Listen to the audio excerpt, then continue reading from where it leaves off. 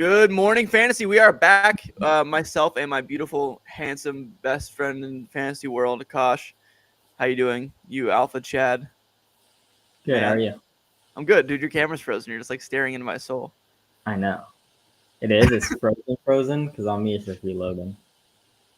Oh, now your camera's gone, but it's fine. Your mic's still here. Anyway, today we have a great show for you guys. We're going to be talking about my fantasy football busts at every single position, players that you should not be drafting this year. They are tagged as a void in my Fantasy Pros expert rankings. So quick plug for those. If you want to go check those out, make sure to go over to fantasypros.com. Check out my redraft rankings and expert rankings.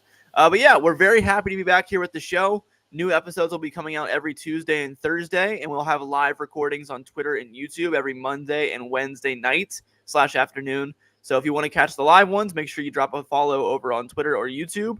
And then, obviously the podcast will be streaming on Apple Podcasts, Spotify, Google Podcasts, all that good stuff. Wherever you get your podcasts, Tuesday and Thursday morning starting at 6 a.m. So very happy to be back. Akash, any opening words for the people? No, it's good to be back though. I enjoy It's good. talking about this stuff. What do you say? Your mic's kind of quiet. Oh, I just enjoy talking about fantasy. It's fun. It's a good time, obviously. I think we have a good back and forth. So, yeah. All right, let's just get into it. So, my quarterback busts. I'm sure we'll go down a lot of rabbit holes here. So, first up is a guy that I don't really think I need to explain much to you for why I think he's a bust this year and not to be drafted. It's going to be Deshaun Watson. 24th allegation coming out today, so that's probably a new record. But anyways, I think that he is pretty much undraftable for me this year. Yo, most handsome hosts, comment in the chat. Yeah, definitely. True boy. Couple of studs. Thank you, sir. Thanks for being here, bro. Anyway, Deshaun Watson, I think he's undraftable this year. He's my QB 16 right now. And that's just saying if he doesn't really get suspended, if he does not get suspended, he'll probably be a top 10 quarterback, I guess. But I don't really love ranking him that high, even if he doesn't get suspended because we haven't seen him play in over a year. I'm expecting him to be suspended for at least half the season, so that's why I have it ranked so low. But that being said, I'm not drafting him regardless. It's tough. Yeah, you could avoid him. There is a lot of risk there that he doesn't play the whole season. I get. Where's ADP, like QB 13 right now? Like that doesn't feel that bad, honestly. There's some risk, but in like redraft 1 QB leagues, QB 13 is probably going to be in the like double-digit rounds, early double digits, granted. But just looking amongst total rankings, honestly, the chance for a top 5 quarterback is still high. Like if he plays, he's top 5, and so you can get Watson, and then you can just stream players if needed for the games he misses. If he misses the whole season, I don't think the opportunity cost was that high in double-digit rounds.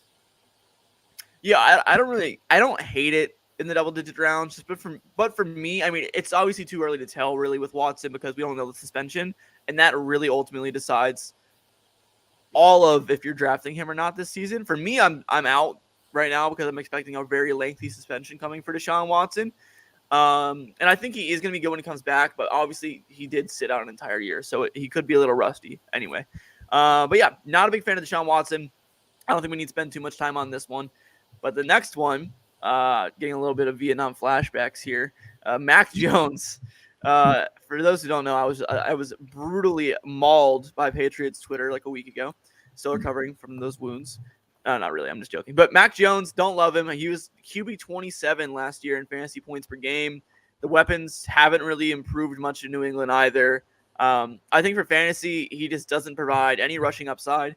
Not that much passing volume is there as well in New England. Their defense run first team. And for right now, I just don't think Mac Jones is that fantasy viable at all. I think he should be sitting on waivers. Yeah, I agree. What's his ADP right now, though? It's probably still low. It's probably extremely low. I'm just saying in general, I don't want anything to do with him. There's other guys around. Like right now, I have him as my QB 24 in redraft rankings. But like around that cost, I would much rather have 2 guys ahead of him who are tagged as sleepers. Zach Wilson at 22 and Jameis Winston at 23. Behind him, I have Carson Wentz, Marcus Mariota, Daniel Jones. Like there might even be some guys, like if I was staring down on draft day, like I might consider taking Carson Wentz or even Mariota. I'll take Mariota and Daniel Jones over him just because of upside. Daniel Jones feels gross to me, but Mariota I like a good bit, honestly. Daniel Jones is really sneaky Konami. People forget because he's like white. So people don't consider him a rusher, but he really is a good rusher. No, he's fast as hell. I mean, we all know that infamous video of him running like a bat out of hell where he trips and falls when he had that wide open touchdown. I mean, the boy can move. He really can. That would have been like an 80-yard touchdown if he didn't fall. So yeah, for real. Like he really is a pretty good value this season in redraft. I just don't know, like, obviously you're not going to draft him, right? Like these guys are going to be on waivers, but like as far as like weekly streaming candidates go, I definitely prefer guys like Mariota. Daniel Jones is actually a decent one. I just don't like Mac Jones at all. So there's no one really up too high in fantasy ADP this year that I think could be a little busty, like Allen, Herbert, Mahomes, Lamar, Brady, Kyler, Jalen Hurts, Joe Burrow, Trey Lance, Stafford, Dak, Russ, Carr, Aaron Rodgers, Kirk Cousins. Like to that tier, I mean, that's 15 guys. Like I don't think any of those guys are like bust candidates to me. Like I guess like at ADP, I guess you could say Mahomes possibly could be this year due to a change up in weapons, but I have faith in one of the most talented quarterbacks of all time. Right. So I just don't think they're gonna bust out and like kill you. Yeah, it never seems that way when you're looking forward, but looking back, there'll be a couple guys. Just no one jumps out at me either. Yeah, obviously it's tough to pick out guys this far in advance, but I mean, down right now, I don't really think there's anybody who's going to kill you at ADP right now.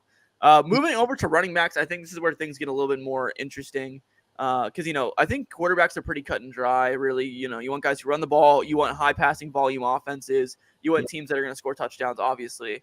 But for running back, it can be a little bit more, interesting. There's running back by committees. There's touchdown variability from previous seasons. There's all kinds of good stuff like that. So heading into my running back busts here, we have up first Alvin Kamara at RB14. And the only reason I have him tagged as a bust is because I think there's going to be a suspension coming for Kamara. I don't think it's going to be that long. I'm expecting maybe 2 to 4 games.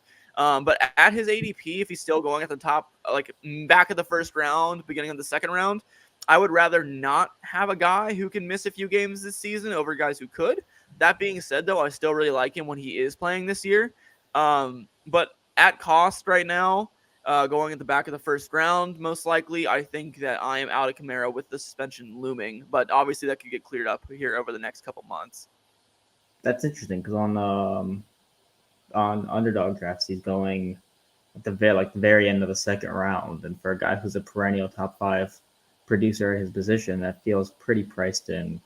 I don't think he's obviously I think there's risks, but similar to Watson, I think that's even better than Watson for. That's actually, Akash, that's actually better than I thought it was going to be. And I also think, well, it's kind of hard right now because we don't know what the suspension is. Once I know what the suspension is and it gets baked into his cost, I might be a huge fan of Kamara. But right now, I'm not loving a guy who has a suspension looming. It's just that simple for me, really. But when he comes back, we all. Like, there's a possibility he doesn't get suspended. There is. You get a guy in the late second round whose ADP probably jumps up to top 5. Like I could see him going as high as 3 or 4. Yeah, absolutely. And listen, I like Kamara a lot. It's just the risk of the suspension right now. So I mean, once that all gets sorted out, I'm sure he'll take a big leap in my rankings. But yeah, we'll skip over that one. That one's just kind of suspension, kind of like Watson earlier. But this one is one that I actually hate, a guy that I've been off of for a very long time. If you've been following me on Twitter, it's Elijah Mitchell, running back from the San Francisco 49ers. I think he's a really talented player. I think he's in a great scheme. I think he produced when he was given opportunity last year. All 3 great things. But Gino, yes, in the chat, this is live. Absolutely. Thank you for being here, man. Appreciate it. If you have any questions, feel free to throw them in the chat. But yeah, Elijah Mitchell, the reason I don't like him is pretty obvious. San Francisco 49ers, it's like scratching an itch for them. Like they just need extra running backs in their backfield. Like they need to have like 4 or 5 guys that could go out there and produce for you any given week. Like in years past, we've seen different lead backs for damn near every season in San Francisco. We saw, Tevin Coleman, Raheem Mostert, Jeff Wilson showing flashes. What's his face? Carlos Hyde in San Francisco. I mean, there's been a lot of contributors over the last few years in San Francisco who've had fantasy relevance. Jeff Wilson is another guy who I think is not just going to die this year. They drafted Trey Sermon in the 3rd round last year. He was terrible this year, but he's still there. And then guess what? They drafted another 3rd round running back this year to try to be, I think, to replace Trey Sermon's production as another big bruising guy. We'll see if he works out. A lot of people don't love that prospect that they took in the 3rd round, but for me, I just think Eli Mitchell is replaceable at the investment the team has made into him. And I think they've made that clear by investing more premium capital into the position. And it's just the scheme, right? Like we all know it's kind of frustrating for fantasy players to think that this good player is not given all this opportunity. But from real life NFL perspective, Kyle Shanahan's scheme is an RBBC. We've seen Mike McDaniels. Is it McDaniels or McDaniel, by the way? I'm not sure. I think it's McDaniel. I think it's McDaniel. The Dolphins' new head coach, who was San Francisco 49ers offensive coordinator, Mike. I'm going to go with McDaniel. Mike McDaniel. He's operating under an RBBC in Miami now, too, with Raheem Mostert, with Chase Edmonds, with who else did they bring in there? Myles Gaskins. What'd you say? Michelle. Yeah, Sony Michel. Thank you. And Myles Gaskin. Like those are 4 solid NFL running backs, and I think that he's implementing that same system as there is in San Francisco, and it's just the way they do things. So right now, I'm just out on Elijah Mitchell because he's one of those middle round running backs that have upside to people. But for me, I'm going to be snagging the David Montgomerys, the Ezekiel Elliott's, the Antonio Gibsons. I'd rather have Kenneth Walker, the rookie from Seattle, over him, Cam Akers. All those guys, really. I have him sitting at RB25 right now, 1 spot above Damian Harris from New England. I think he still possesses upside, and I still think he can have good weeks. But I don't love him right now at cost. We are getting confirmation in chat that is McDaniel, different than Josh McDaniels. Thanks so much, Gina. Yeah. What do you think about Mitchell? There is that you have Damian Harris almost as a top 24 running back, honestly. You're saying I'm low on Harris? Huh? Are you saying I'm low on Harris? No, way too high. Oh, too high. Okay. Yeah. For a guy who doesn't catch passes and has no guaranteed volume, there's little upside and quite a low floor. I don't know. I'd probably put him in like the mid-30s. Okay, well, for more upside. Here are some guys I have below Damian Harris, and tell me who you prefer, okay? Kareem Hunt or Damian Harris? Yeah, Hunt. Hunt? Okay. I don't blame you with that. I like Hunt a lot. I might move him up, honestly. A.J. Dillon or Damian Harris? Dillon. Okay. I don't love Dillon. I'd also have him as a bust because people are investing kind of premium capital. It's not like top 4 rounds, but pretty high capital in a guy who's a backup. But he's like one of the most expensive backups for a reason, because if Aaron Jones was to get hurt, you'd probably see a lot more points for A.J. Dillon. But I honestly don't think their scoring is going to be that different. I agree with you on A.J. Dillon for sure. I think that his ceiling is really capped with Aaron Jones in front of him. Yeah, but Dillon has far more upside than Harris because of if something were to happen to Aaron Jones, then you're probably looking at a high RB2, low RB1 for Dillon. No, I think he'd be an RB1, like locked. I don't hate Dillon. I don't love him either. 29, Clyde Edwards-Helaire or Damian Harris? Edwards-Helaire. Why? Upside. It's like they're probably going to be RB2s or 3s, but one catches passes and one doesn't. Like the band, the ceiling for Damian Harris is so unbelievably low that so many people after him I'll just be like, yeah, they have more upside. They have more upside. They have more upside because that's fair. You're not getting the by drafting Damian Harris at RB30 and him finishing at RB25. Like it doesn't. You're not getting any upside there. So that's fair. And then New England also drafted another running back, and James White is coming back too. They drafted 2 running backs. 2? Kevin Harris, Strong.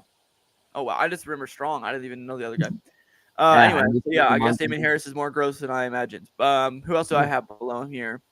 We got Miles Sanders. I think I'd rather have Sanders. Cordell Patterson, Devin Singletary. Singletary, I don't know. Then we're getting to the range where like, fine, I'll consider Damian Harris. But yeah, I'll take Patterson above him.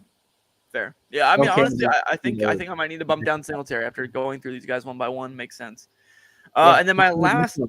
What you said about him versus the other guys in his area, honestly, I don't hate him for the reasons you said, but he is just kind of epitomizing the RB dead zone, where you're like, all right, this guy probably going to get volume. We're not sure, but he's not really going to be an uber productive running back. It's probably like 14, 15 points per game, maybe, and like it could be 12 or 13. Honestly, that's like a whole range to avoid. Like those Kenneth Walkers, those Elijah Mitchells, the kind of Antonio Gibson now, the Ezekiel Elliott's. That's just a range you want to avoid.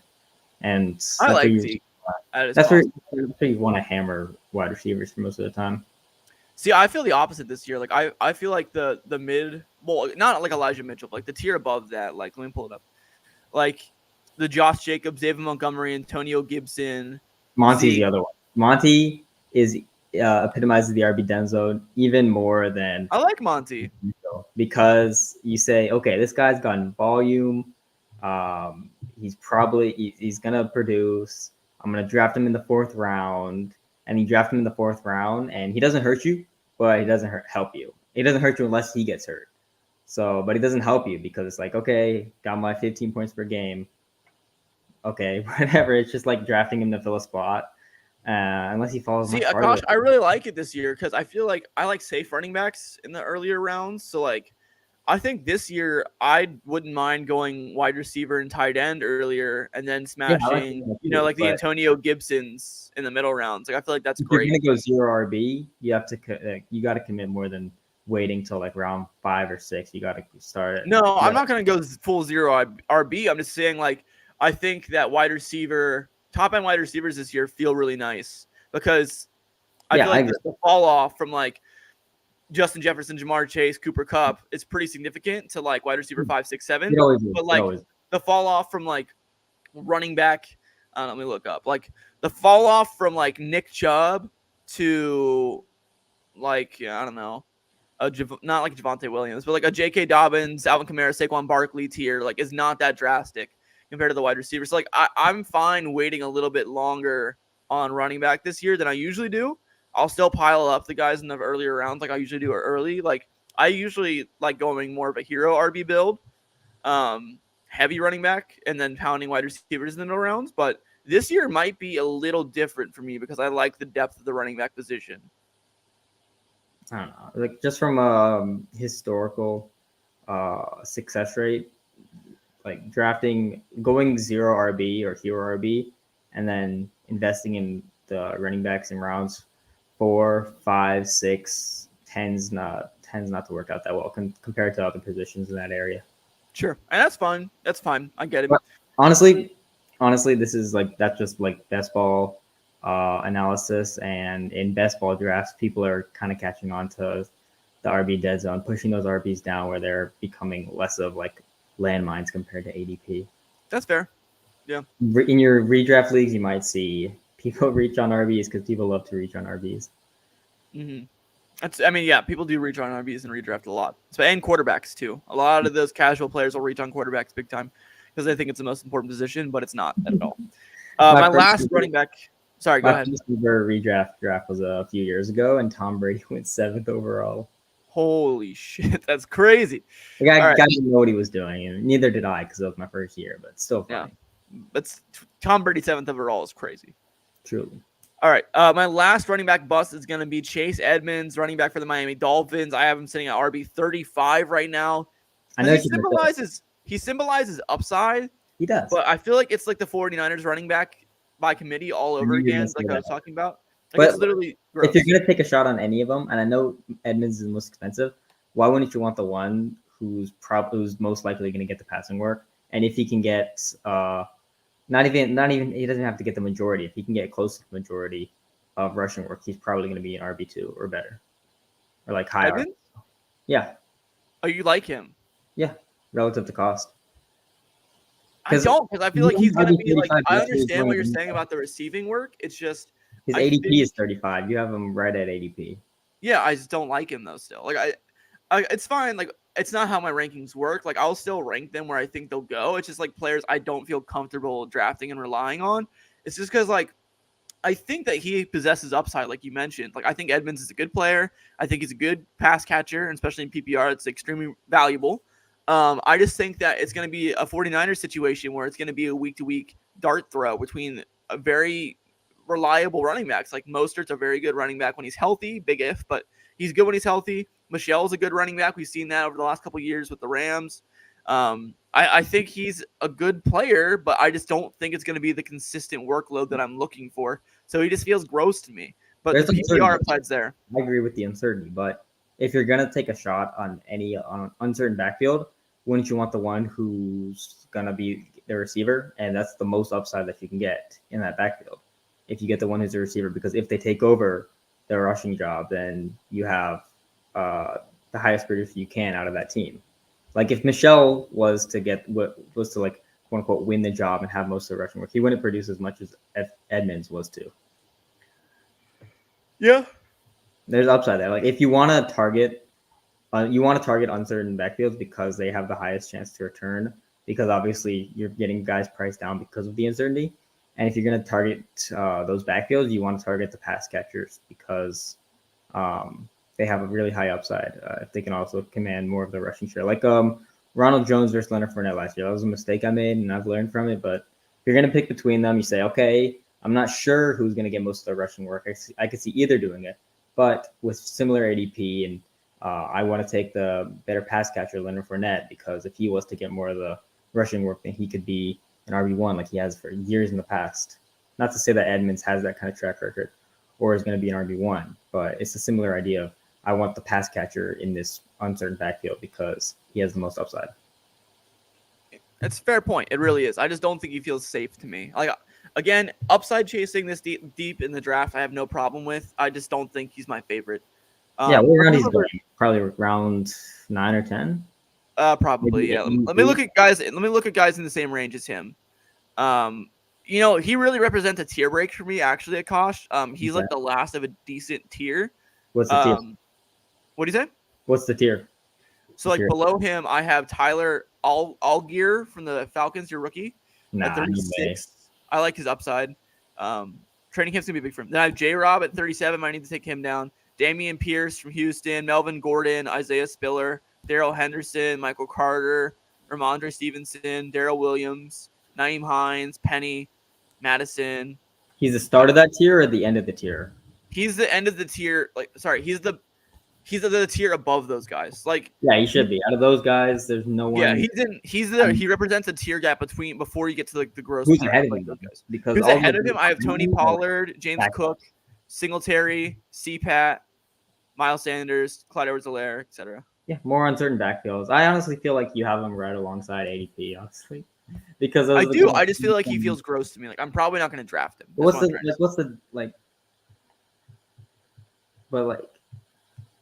Going alongside those other guys like James Cook, Edwards-Helaire, Miles Sanders, maybe less on Miles Sanders because what competition does he have outside of really truly mediocre bad players? At least Ronald Jones shown something before, and so has Devin Singletary, even if they're not very good. But those three guys, like Edmonds, James Cook, and Edwards-Helaire, they have some competition. Their competition isn't amazing, but if they were to win the job, they would be productive because they're going to be the receiving backs on their teams, right? Yeah. And so I honestly don't see that much of a difference. Like they could all be gross, and they could all have times where they're not getting much rushing work at all. But if they were to, then that's the upside. That's your upside play. That's fair. What you want to be looking for in the round 8 of the draft, round 9. That's where you start to really hammer running backs if you're going to 0 RB. Because those kind of upside plays will win you the league if you got some really stud running back, some really stud wide receivers and tight ends in the first 7 rounds of the draft. Mm-hmm. All right, let's move over to wide receivers here. I have a few. First one up is going to be Jalen Waddle, wide receiver 17. I like Waddle a lot as a player. I loved him before Tyreek Hill came to town. Excuse me, but I just don't think that Tua Tagovailoa, I don't have the confidence in him yet to support Tyreek Hill and Jalen Waddle being top 20 fantasy wide receivers. I love Waddle. I really do. I just think at cost right now, I prefer other guys around him. Like in my rankings right now, I have, like Michael Pittman Jr. is top below him. I think I'd rather have him. Hollywood at 19. DJ Moore above him at 16. DK above him at 15. Like, I don't know. I just don't love him around the players that he's going around. He just doesn't feel like he has that much upside to me. Mixed with Tua and Tyreek, I just don't love the upside for Waddle this season. I feel like he's kind of capped Yeah, as like a high end wide receiver I too. picked Tyreek, and that doesn't leave a ton of room for Waddle to have high upside outside of an explosion from Tua, which isn't really what most Not people gonna are happen. thinking. But I just still think he's I don't know, his value's fine. I mean, he's around the guys like DJ Moore and DK and Deontay, who we both agree are good players. They just have uncertainty Yes. with situations. So honestly, like for what Waddle did as a rookie, like obviously you adjust for rookie seasons because rookies don't typically produce as much as veterans, and so what Waddle did as a rookie to have 1,000 yards, a target share he did, the points per game that he had of like 15 ish. It was a really good It was a very good rookie season. Absolutely. situation. Could hold him back a little bit, but ultimately that he is a really talented player, and I think he's fine value at the in what round is he on? Probably round 4. Probably round 4, 3. Late round 3, early round 4. I think that's fine value for him. I know, but like, would you want to draft Jalen Waddle as your wide receiver too? Yeah, I would. Like for me, when I'm drafting wide receiver 2, I'm looking for a guy who has wide receiver 1 upside.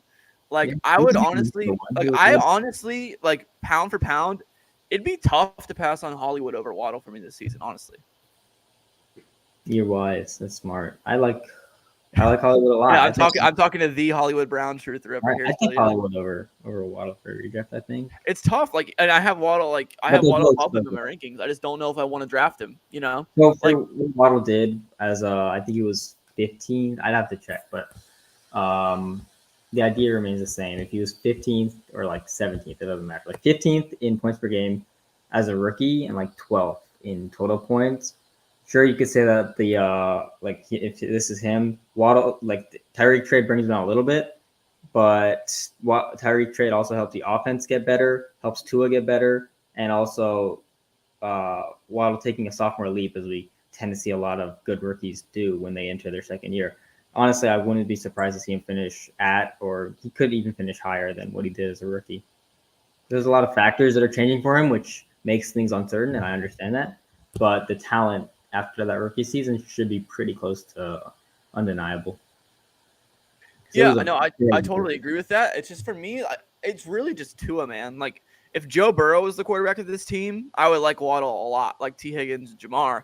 It's just I just don't think Tua is the guy to produce these big fantasy numbers. I just don't think he is. There's uncertainty, right? But like there's a chance that Tua takes a third year. He could, and that's fine. And that's what I'm saying. Like I like Waddle. I don't hate Tua. I think he has the chance. It's just like, for me, again, in these earlier rounds for fantasy, it's a lot about safety to me, especially when all the players around you are already good and they already possess upside. It's like, I'm going to pass on him for DJ Moore. I'm going to pass on him for DK. I'm going to pass on him for maybe a Hollywood who has a guaranteed workload. They're all good players that are in bad situations, right? Sure, but I feel like their situation hasn't changed much, except for Hollywood, but his situation drastically improved. And he's in a good situation now. I know, but like Michael Pittman, his situation got better. Say that he's a player that might not return value, but I don't know if I would label him as a bust just because the talent is going to carry him, even if the situation's still bad. Sure. I personally, he feels busty to me because I feel like he could be in for a year worse than his rookie year for fantasy, which would really disappoint people. But do you think he falls outside of, say, the top I don't know, 24, because that's really close to his ADP. But would you say, like, I think he could. If Tua doesn't have a big year and he hyper targets Tyreek Hill, I don't think Waddle's going to have a good season. No, would you say that he'll fall out of the top 36? Could you see that happening? Like, sure, anything's possible, but top 36, I wouldn't say so. So how much can he really bust? Because if you're drafting him at wide receiver 19, is his ADP? I think he could be in the 25 to 30 range. Right. If you draft him at 19 and he finishes 25, you're honestly, it's not a huge bust. It's not. But you know what I mean. Like it's still a bust. It's still a bust. It's a small bust, right? But it's not a huge bust. No, he's not my biggest bust pick either. But he's one of them. He's one of them. If I had to pick a bust in his range, I would pick Jerry Jeudy. Yeah, I don't hate the Jeudy bust pick. I'm not bullish on him. I have him at 27 right now. He's like Allen Robinson. Huh? I'd either pick him or Allen Robinson. I hate Allen Robinson this year. He's really low in my rankings. I don't have him as a bust though. I probably should. I would like him, but then people liked him too much, so I don't like him anymore. Akash, what's his ADP right now? I have him at 39, which feels super low. Wide receiver 24. Oh yeah, I hate him then. Wow, I really hate him. With Cup almost locked in as everyone's wide receiver 1 and probably top 3 for pretty much everyone for this offense, like it can produce a top 24 wide receiver because it did so last year with Woods before he got hurt. But for Allen Robinson, because one, I don't think he's gonna. I don't think he has top 5 upside, and I don't know if he has top 12 upside with Cup. Like he definitely does not with Cooper Kupp there. In my opinion, I don't think you'll see a team outside of maybe the Peyton Manning Broncos that has a top 1 wide receiver, a top 12 wide receiver. That's a really hard thing to do. Barely outproduce his ADP if he bounces back because he was truly bad last year. Because really bad. You want to bet on a player who's been good throughout his career to bounce back, right? Like that's Allen Robinson. But when it's so priced in like this and the situation kind of hurts him, it's really hard to bet on at that ADP. Like if he's going closer to like 30, 35 for amongst wide receivers, then I'd be like, yeah, I'll bet on that because I think he could be a top 16 wide receiver, a top 24 wide receiver. But honestly, at wide receiver 24 in ADP right now, a lot of that bounce back's pretty priced in. People are just like, yeah, he's in a good offense now. He's going to bounce back. But he was really bad last year. And so, he was so bad last year. But that's the beginning of the end, and he's just done. Yeah, I honestly don't really understand how people just think like, yeah, he just didn't want to be there, so he sandbagged. Like, why would he? Right? Why would he do that? He's trying to get money. It doesn't make any sense. He was trying to go get a big contract, and somehow he still did because he's had historical good production. And I guess Sean McVay really likes him, but it's just like, for me, I'm not going to invest heavily in a guy who sucked last year in a situation where he was by far the wide receiver 1, or at least should have been on paper. And then he just, completely shit the bed. And now all of a sudden people are like, he's going to bounce back. He has a good quarterback. Yeah. And it's just the struggles are 100% on him. We have a comment here from Gino. I'd be shocked if Robinson doesn't finish top 25 at his position in PPR. I don't mind selling Robinson this year, but I think we'll have a bounce back season. The thing is that you're betting on him to he needs to finish top 25 to get a return on your investment. Exactly, and that's super risky. I actually marked him as he totally could, but it's not priced in at all. Sure, I agree with that. All right, let's move on to the next guy. This guy I really hate, and it kind of ties into the quarterback situation we touched on earlier. It's going to be Amari Cooper. I have him marked as a bust this year for me. I think when Watson returns to the field, I think he's going to be very good for fantasy. I really do. But right now, I have him marked as an avoid. Again, suspension looming for Deshaun Watson. We don't really know what the quarterback situation is going to look like for Amari Cooper this year. I just don't really feel like with a bad quarterback, he's going to be that guy to produce week in, week out top 24 numbers for fantasy. I feel like he'll be consistently mid, like professionally mid. It will be Amari Cooper's 2022 fantasy football season. Like he'll be all right, but his upside feels non-existent to me. Right. At this point, we know who Amari Cooper is, and that's not a top 12 wide receiver. And the floor is lowered a little bit with Deshaun Watson possibly missing quite a bit of time. And yeah, I agree with you. His ADP might be a little rich. At 23, it's not horrible, though. I don't think that it's going to punish you too hard if he finishes at like 30, if you draft him at 23. But it's not punishing, but it's not good. Like I don't feel like you're getting a return on investment there at that price. Like the guys ahead of him, I like ahead of him, but the guys below him, honestly, the track record of Amari Cooper seems solid there at 23. Like lower than him are Allen Robinson, Gabriel Davis, Chris Godwin, Juju, Bateman, Brandon Cooks. Obviously, I take Brandon Cooks above him. I don't know why Brandon Cooks is lower than him. Dog, for real. Dog. But honestly, with the guys below him, I feel like his ADP isn't horrible because there's a lot of uncertainty around those guys too. Like some of them we're uncertain if they're even good. Some of them we have uncertainty with injuries and I guess Juju's maybe a mix of both. Where like I'm not sure if he's good anymore, although I think he is. But honestly, Amari Cooper, the more I'm looking at it, his ADP is not horrible. It's not the worst. It's just for me, like I'm just banking on Watson not being there, and then like with that cost, like I'm sure it'll change. But like right now, in this present moment, I don't like it. I feel like he has no upside, and there's people around him who have upside. And I'm not drafting him. Yeah. All right. Moving on. Next bust here. Going to be Chris Godwin. He's really injured. He's not going to be ready for a long time in the season. I don't think he should be drafted on my board at all. In general, he should be drafted. But for me, I am not touching him. He's going to miss a significant portion of the season. You think so? Yes, I do. I think he'd return by September, like just based on what physical therapists say. Not that he'll be 100% by September, but that by October, by like week 4, he'll be back pretty much to normal, based on what I've heard. Let me see what Six Score has to say. That's All the right. website I work for, is Pro Football Doc. Dynasty League Football, I believe it's pronounced Jeff Mueller, said that we could see him return week 1. That's like still within his range of outcomes, and then by week 4 he's good to go. And so honestly, if I'm getting top 8 production for 12 weeks of the season at an ADP of wide receiver 26, I'll take it. This is what the Pro Football Doc has to say. He says he's basically saying week 1 would be a long shot. And he said, but that's fine. It's fine if he comes back like week 2 or 3. But this is the part that concerns me. Pro Football Doc has previously projected that Godwin is unlikely to be effective until the second half of next season. At just 9 months into surgery, week 1 is likely a long shot for Godwin to be ready. A long-term deal would alleviate the pressure for Godwin to return and perform well immediately. Given that he's an elusive wide receiver that relies heavily on his cutting ability on routes, don't expect to see the same effectiveness until late next season, if not start of the following season. So that's not what I like to see from a wide receiver that I'm investing in for fantasy.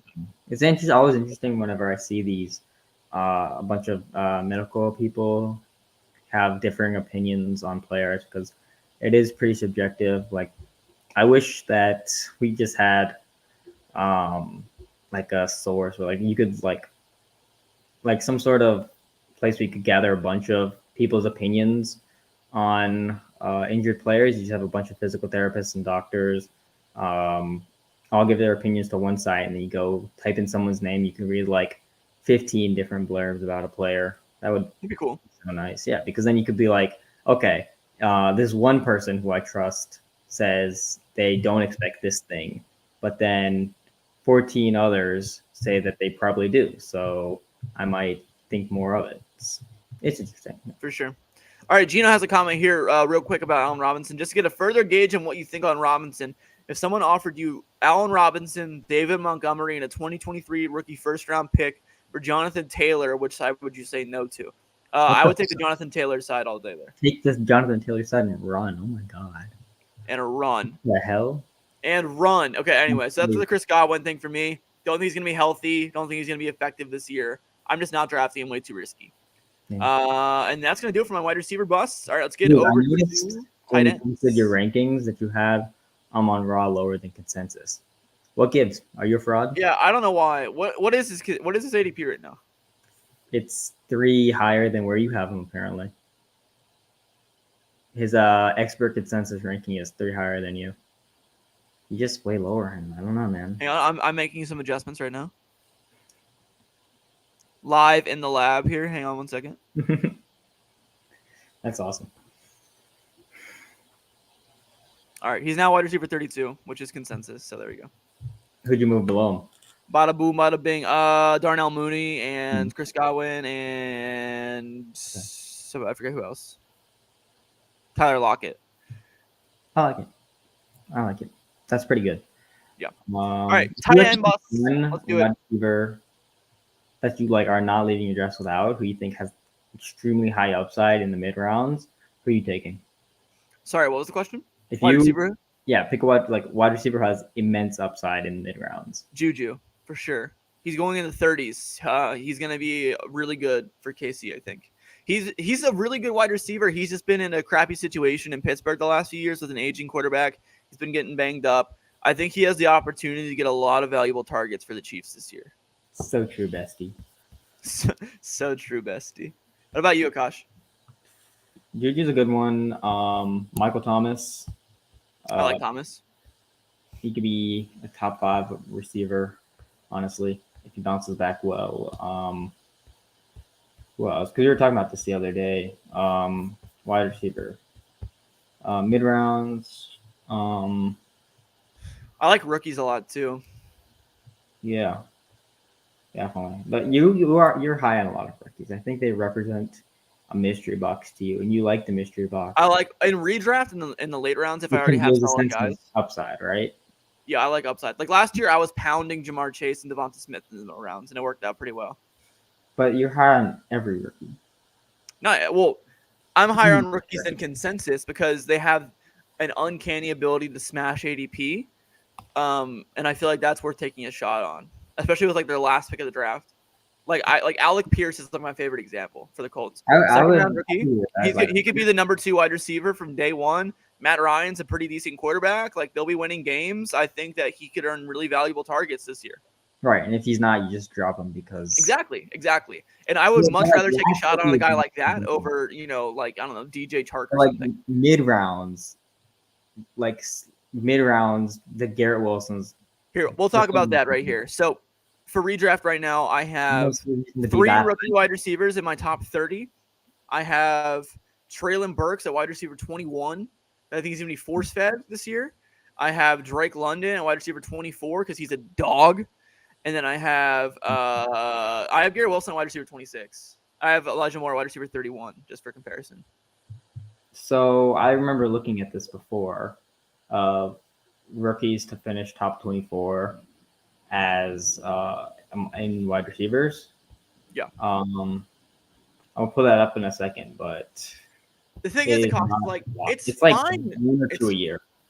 It's fine to me that let's say I was at the turn, right? And I was looking for my wide receiver 2 and 3. I would love drafting Drake London and Traylon Burks back to back. Like one of those guys are going to smash. Which pick? I'd say, I don't know. Let's say like I was looking for my wide They receiver didn't smash because there's not a 2 lot or of 3. wide receiver ones who are rookies. It's Jamar Chase, Justin Jefferson, Michael Thomas, Anquan Bolden. But off the top of my head, there's not a lot. I also want to say, though, that obviously historical data is pointing against that. But I think in the modern era of the NFL, we're seeing a lot more pro-ready NFL wide receivers. Obviously, Justin Jefferson and Jamar Chase are pretty one-of-a-kind prospects and players. But I really think that, especially Traylon Burks this year, is in a situation where he's going to be given a lot of extreme opportunity. And if he takes advantage, he could easily be top 15. So getting him as AJ Brown wasn't even top 15 as a rookie. I know. I'm just saying I just think that Traylon Burks is going to be given a lot. That's what I'm just trying to say. I think he has the potential upside for it. I don't think it's going to happen, but I like drafting him with the potential upside. Same with London, 24. Love it. I think that he is a stud. He is my wide receiver 1 from this class, and I think he doesn't have that much target competition. It's just Kyle Pitts and him.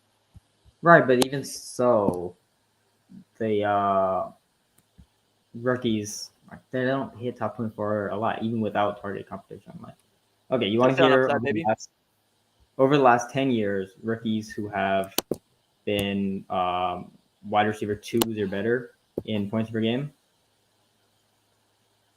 It's AJ Green, Julio Jones, Keenan Allen, Brandon Cooks, Kelvin Benjamin, Mike Evans, Odell Beckham Jr., Tyreek Hill, Michael Thomas, Juju Smith-Schuster, Brandon Ayuk, Justin Jefferson, Jalen Waddle, and Jamar Chase. That's but only notice how a lot of those years. are more recent, though. No, there's been 4 players in the last 2 years. The class with the most. So 2 a year. Listen. Hear me out. The player, 2 a year. 2 a year. The year with the most players on the list is 2014.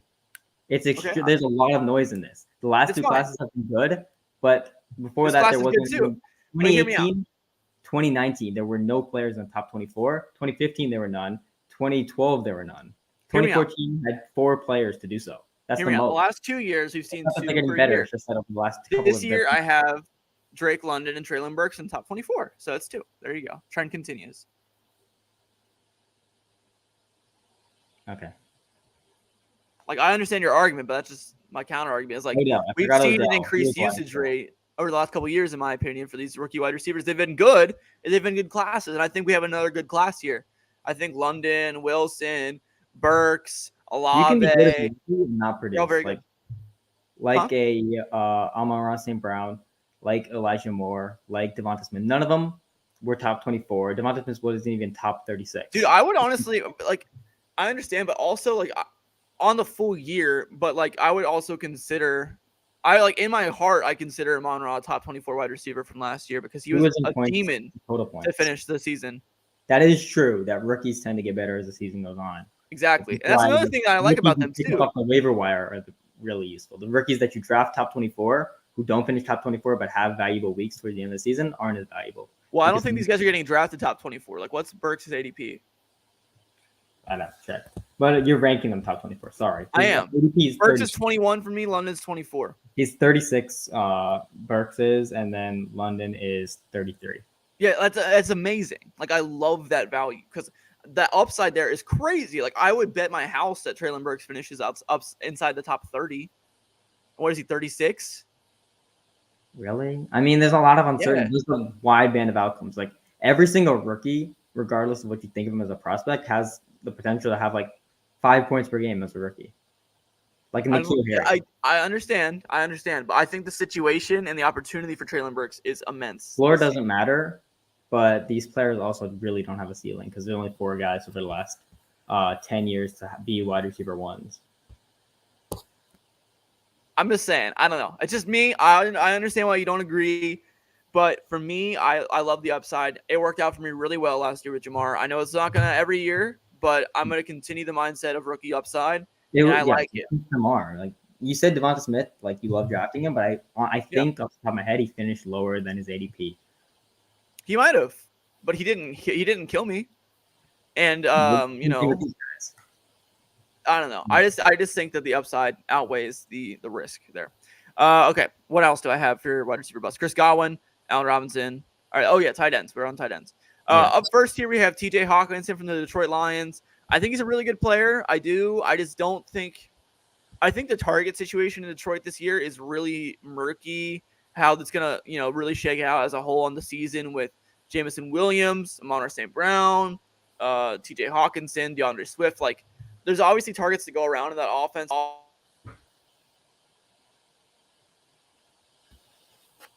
Sorry, my mic just got messed up. Anyway, I just don't know what's going to happen with that team this year. I think that there's a lot of uncertainty with what their production is going to look like from a fantasy football perspective, and I don't love Hockenson this year because he feels a little Yeah, if you're drafting T.J. Hockenson, you're drafting mid. I think he's a good player, but I honestly don't see him scoring that many points above replacement. Like, replacement tight end production is so easy to find that if you're drafting T.J. Hockenson in round 6 or 7, I don't think you're getting a significant production compared to, say, Evan Ingram, who's pretty much going undrafted, or like Noah Fant, who's going. What round is Fant going? Like 14 or 15? Dude, Fant going so late is crazy to me. I know. People are drafting Tyler Higbee ahead of Noah Fant, as if we haven't seen Tyler Higbee be consistently mid for like 5 seasons. Hey, remember when Alberto was the top 12 dynasty tight end? That was cool. Yeah, I like Alberto. Kind of. Like, he's okay. Adiko's ADP for Dynasty had him tight end 20. I'm like, what the hell are we doing here? Like, it's not like he's a bad player. It's just that he's uncertain. But to take someone like Tyler Higbee ahead of him is ridiculous because, like I said, Tyler Higbee is consistently mid. Would you rather have Tyler Higbee, who has never produced in his career outside of a few weeks 3 years ago, or Alberto, who's good on a per route basis? We don't know if it's going to translate to when he's a full-time tight end, but the team just traded away their starting tight end to make him the starter. And he's Huh? I said, did they though? Because they just drafted Dolchich, who's a really good receiving tight end. They both are, yes, that's true. Yeah, I like Dolchich too. The reason I don't like him very much because they just invested really high capital in a good receiving tight end. It's like, why should their capital isn't that high? I think it has like a 20% hit rate. I know, but Alberto was a 4th round pick, is what I'm trying to say. So like the team. But Alberto's been on we've seen him in the NFL, and he's good on a per route basis for 2 years in a row. He is. I'm not saying that player. I'm just saying I like the teams that invest. So. As far as 4th round tight ends go, Alberto has been a very good one. Like, just looking at base rates for 4th round tight ends, you should increase his chance of hitting based on 1, athleticism, and 2, NFL production. Dolchich, he is interesting. He has some good aspects to him, but the third round draft capital base hit rate is like 20%. All right, let's wrap real quick. Final Honestly, thoughts. I think even you Rapid must fire. Dawson Knox. Why is he a bust? Go. because he's like an 80% route participation and he can barely earn targets, honestly. W. He's Robert He, Tonyan. he runs he's like the tight end version of Van Jefferson, where they let him run a ton of routes in a really efficient offense. So sometimes he catches touchdowns, but he's not good at anything else besides catching touchdowns. Yeah. I think he was like in the 20s or like mid 20s or maybe in low 20s in PFF receiving grade. It's hilarious. He's not. That is rough. There's not a lot of good receiving tight ends among them. So in the NFL, there's not a lot of good receiving tight ends, and Dawson Knox is one of them. One of the bad ones, I'm saying. It's not great at all.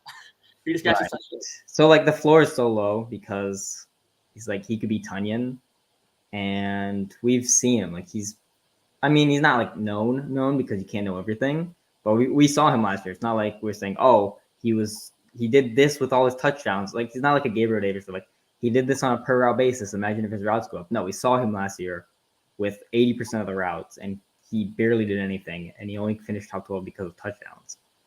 Yeah. So I'm not drafting Dawson Knox. Like his ADP is damn. What the fuck's wrong with his ADP? It's like 10 and 9. Even people are smart enough to fade Robert Tonyan last year, but people aren't fading Dawson Knox at all. Interesting. I think it's just because Josh Allen go Burr. What? The Josh Allen go Burr. Would you rather have Dawson Knox or Zach Ertz? Ertz. Me too. Dawson Knox or Rob Gronkowski? Gronk. Me too. Look at us. We're so handsome and smart, dude.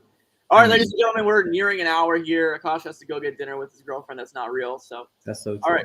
Love you guys. We'll be back again for our second episode of The Return on Thursday. New episodes every Tuesday and Thursday. Get into the routine. Love you guys. See you next time. Goodbye. Bye.